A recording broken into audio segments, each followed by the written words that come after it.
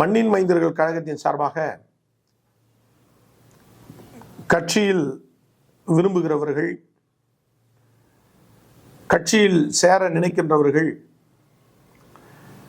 அது யாராக இருந்தாலும், இந்த மண்ணுக்கு சொந்தக்காரர்கள் யாராக இருந்தாலும், இந்த மண்ணை நேசிக்கின்ற மக்கள் யாராக இருந்தாலும், நான் எந்த கட்சியிலிருந்து ஒருவர் என்னுடைய கழகத்திற்கு வந்த உடனே நான் ஏற்றுக்கொள்ளுகிறவன் இந்த மண்ணின் மைந்தர்கள் கழகத்தினுடைய தலைவன் நான் இல்லை.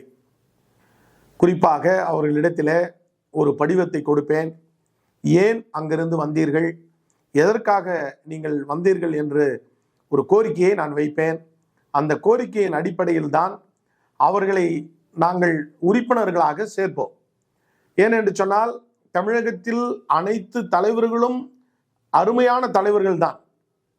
அனைத்து தலைவர்களும் குறை சொல்ல முடியாத கழகத்தை நடத்தக்கூடிய தலைவர்கள் தான்.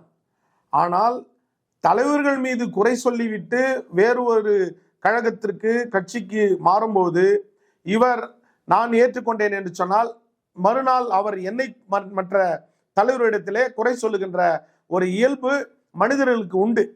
ஆகவே நான் எப்பொழுதும் என்னுடைய கழகத்தில் உறுப்பினராக சேருகிறவர்களை நான் விசாரித்து, நீங்கள் உங்களுடைய குடும்பம் என்ன செய்கிறது, நீங்கள் என்ன செய்கிறீர்கள், என்ன வேலை செய்கின்றீர்கள் என்றெல்லாம் கேட்பேன். அதோடு அவர்களுக்கு சில அறிவுரைகளை சொல்லுவேன். என்னுடைய கழகத்திலே கொடியேற்றி தான் ஆக வேண்டும், டிஜிட்டல் பேனர் வைத்து தான் ஆக வேண்டும், வால் போஸ்டர் வைத்து தான் ஆக வேண்டும். இதையெல்லாம் நான் மிகவும் வன்மையாக கண்டிக்கின்றவன். ஏனென்று சொன்னால் அப்படிதான் மண்ணின் மைந்தர்கள் கழகம் வளர வேண்டும் என்ற எண்ணமும் ஆசையும் எனக்கு ஒரு துளி கூட கிடையாது. ஒருவரை கஷ்டப்படுத்தி ஒரு நாள் ஒருவருக்கு நான் பொறுப்பு வழங்கிவிட்டேன். அவர் உடனே சென்று மிகப்பெரிய ஒரு வால் போஸ்டர் போடுகிறார், டிஜிட்டல் பேனர் வைக்கிறார், அவருடைய பயங்கர பிரம்மாண்டமாக செய்கின்றார். நான் உடனே அவரிடத்துல கேட்டேன், எப்படி இதை நீங்கள் செஞ்சீங்க, இவ்வளோ நிறைய செலவாயிருக்குமே சொல்லிட்டு நான் கேட்டேன் அவரை.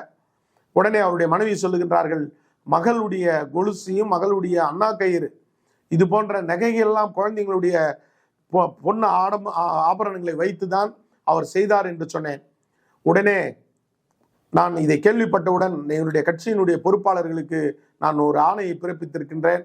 தயவு செய்து கஷ்டப்பட்டு நீங்கள் டிஜிட்டல் பேனரோ வால் போஸ்டரோ அல்லது கொடியேற்றுவதோ இது போன்ற நிகழ்வுகளிலே நீங்கள் ஈடுபடக்கூடாது என்று சொல்லி நான் ஆணையிட்டிருக்கிறேன்.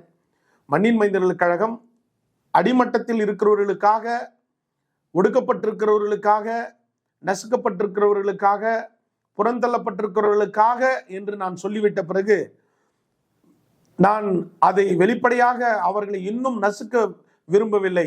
அவர்களை மேல் தூக்கி கொண்டு வர வேண்டும் என்பதற்காக தான் இதையெல்லாம் நான் தடை செய்து கொண்டிருக்கின்றேன். இப்போது வெள்ளப்பெருக்கு ஏற்பட்டது, என்னால் முடிந்த அளவிற்கு நாங்கள் உதவி செய்திருக்கின்றோம். நேரடியாக களத்தில் நான் இறங்கி சென்று மக்களிடத்திலே சென்று மக்களை பார்வையிட்டேன். மக்களிடத்தில் சில குறைகளெல்லாம் கேட்டு தெரிந்து கொண்டேன்.